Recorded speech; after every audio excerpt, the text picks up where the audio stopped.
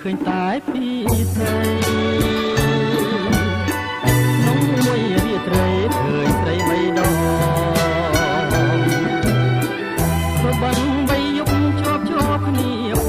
ងឃើញបងមិនថ្មីចោលមកឲ្យបងអស់ក្ដីសង្ឃឹមបើមិនស្រឡាញ់មិននឹកទេស្រី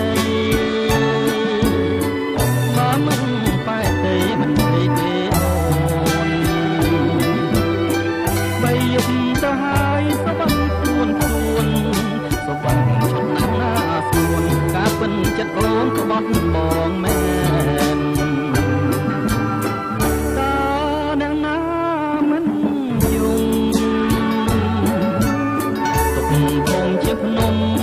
ទៅទៀតឈឺណាស់នឹងស្រីមានស្នៀនឈឺណាស់ខ្មៅអត់អមជាតិ